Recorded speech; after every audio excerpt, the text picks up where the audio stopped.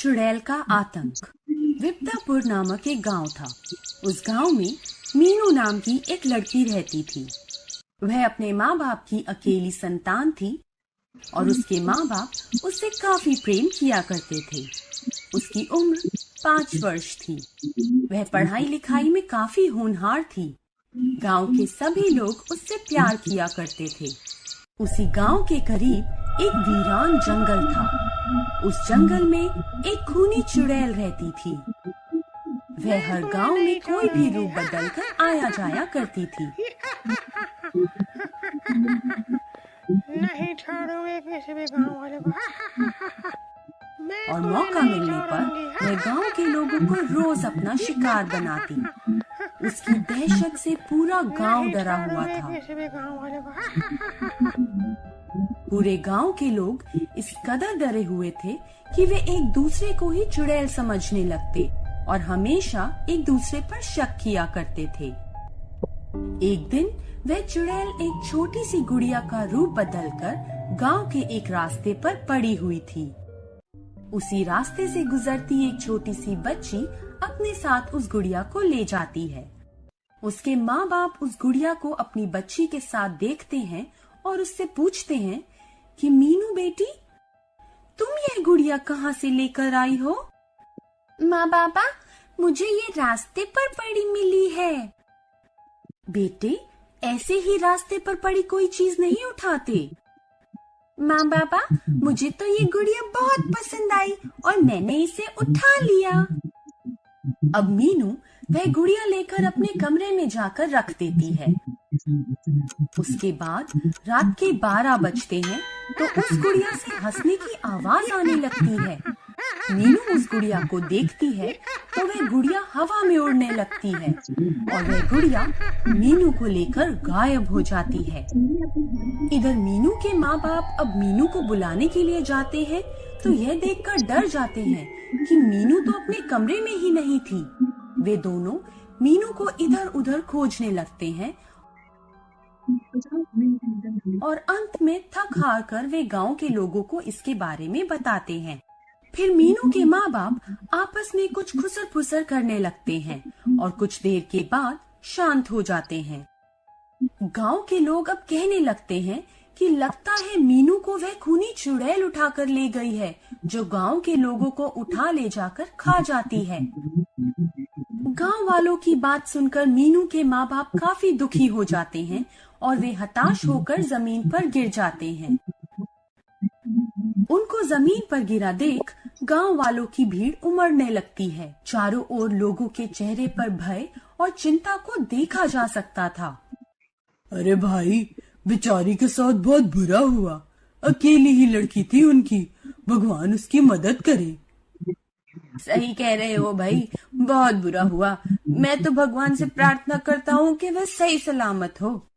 अरे, अब जिंदा होगी तब ना, उस खूनी चुड़ैल ने सबको ही खा लिया है।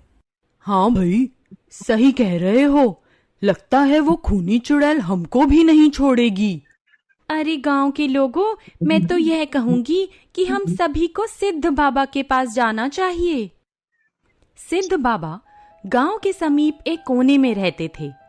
वे शांति का जीवन व्यतीत करते और उनके पास सिद्धि भी थी, जिसका प्रयोग वे दूसरों के दुख को समाप्त करने के लिए किया करते थे। हाँ भाई, ये सही कह रही है। हाँ भाई, ये सही कह रही है। अब गांव के लोग सिद्ध बाबा के पास उस खूनी चुड़ैल से छुटकारा पाने के लिए जाते हैं। मीनू के माँ बाप भी उनके साथ हो लेते हैं और वे खूनी चुड़ैल से अपनी बेटी को पाने के लिए चल देते हैं। इधर सिद्ध बाबा गांव वालों को देखते हैं तो वे उनके यहाँ आने का कारण पूछते हैं। मीनू के माँ बाप कहते हैं, बाबा, हम आपके पास बहुत ही आशा लेकर आए हैं। आप हमारी मदद करें। हमारी बेटी को खूनी चुड़ैल उठाकर ले गई है। ठीक है, आप चिंता ना करें। आपको मेरा साथ देना होगा। जैसा मैं कहूँगा आप वैसा ही कीजिए। हाँ बाबा, आप जैसा कहेंगे हम वैसा ही करेंगे। फिर मीनू के माँ बाप और गांव के अन्य लोग सिद्ध बाबा के साथ हो गए। बाबा अपने पास कुछ अभिमंत्रित चीज को लेते हैं और गांव वालों से कहते हैं, आप लोग डरना नहीं, आज उस खूनी चुड़ैल का आखिरी दिन है। अब वे उस घने जंगल में जाते हैं और उस खूनी चुड़ैल को ढूंढने लगते हैं। उधर वह खूनी चुड़ैल जो मीनू को गुड़िया बनकर उठा ले आई थी, वह उसे एक बरगद के पेड़ से नीचे टांग देती है। मीनू जोर जोर से रोने लगती है और वह चुड़ैल उसे खाने के लिए बड़ी जोर से भयानक हंसी हंसने लगती है और अपने मन ही मन कहती है कि आज तो मुझे एक नरम और स्वादिष्ट मांस खाने को मिलेगा। उसकी भयानक हंसी और मीनू के रोने की आवाज को सिद्ध बाबा सुन लेते हैं और उस ओर चल देते हैं। साथ ही वे गांव वालों को कहते हैं कि गांव वालों, आप लोग जैसा मैं कहूँ वैसा ही करना। बस जब मैं अपने पास अभिमंत्रित चीज को उस पर फेंकूं, तो आप लोग में से कोई एक उसकी चुटिया काट लेना और ध्यान रखना कि कोई भी लापरवाही ना हो, नहीं तो वह खूनी चुड़ैल अपना बड़ा रूप धारण कर लेगी, जिसे काबू में करना बहुत ही मुश्किल होगा और तुम सबको खा जाएगी। सभी लोग किसी न किसी पेड़ के पीछे जाकर छिप जाओ और जैसा मैंने कहा है वैसा ही करना। सिद्ध बाबा की बात सुनकर सभी गांव वाले अपना सिर हिलाकर उनकी बात का समर्थन करते हैं। अब सिद्ध बाबा उस जगह जाते हैं जहां वह चुड़ैल उस मीनू लड़की को खाने के लिए ले जाती है। तभी सिद्ध बाबा उस चुड़ैल को कहते हैं, ठहर जा दुष्टा, ठहर जा। अरे खूनी चुड़ैल, ठहर जा, आज तेरा आखिरी दिन है। तू इस बच्ची को छोड़ दे, नहीं तो मैं तेरा नामो निशान मिटा दूंगा। आज तो मजा ही आ गया, शिकार आज खुद मेरे घर में आ गया। मैं तुझे इस लड़की से पहले ही खा जाऊंगी। और वह चुड़ैल अपना बड़ा सा हाथ सिद्ध बाबा की ओर कर देती है। तभी सिद्ध बाबा वह अभिमंत्रित चीज उस पर छिड़क देते हैं, जिससे उसका हाथ जलने लगता है। वह अब सिद्ध बाबा को मारने के लिए आगे बढ़ती है, तो वह सिद्ध बाबा जोर जोर से कोई मंत्र पढ़ते हैं।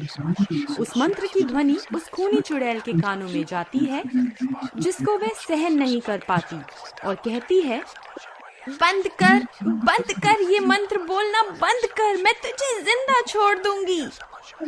सिद्ध बाबा लगातार उस मंत्र को बोलना जारी रखते हैं और कुछ ही देर बाद वह खूनी चुड़ैल बेहोश हो जाती है। तभी सिद्ध बाबा गांव के लोगों को आवाज लगाते हैं, आओ गांव के लोगों, ये चुड़ैल बेहोश हो गई है, इसकी चोटी काट लो, जल्दी से, जल्दी करो, नहीं तो वह होश में आ जाएगी। तभी गांव का एक आदमी आता है और मन ही मन में सोचते हुए कहता है, हे भगवान, आप मेरी मदद करो, उस बच्ची की जान बचाने के लिए इस चुड़ैल को मारना होगा। और वह अपने पास से एक चाकू निकालता है और उस चुड़ैल की चोटी काट लेता है। उसकी चोटी कटते ही वह बेहोश खूनी चुड़ैल होश में आ जाती है और जोर जोर से चिल्लाने लगती है। उसकी चीख दर्दनाक आवाज में बदल जाती है और उसका अंत हो जाता है। इसके बाद गांव के लोग उस लड़की को बरगद के पेड़ से नीचे उतारते हैं। उसे सकुशल उसके माँ बाप के पास ले जाते हैं। मीनू को जिंदा देखकर उसके माँ बाप उसे गले से लगाकर बार बार उसको चूमते हैं और गांव के लोग आपस में बात करते हैं कि चलो, भगवान उस खूनी चुड़ैल का नाश हो गया। Please subscribe this channel.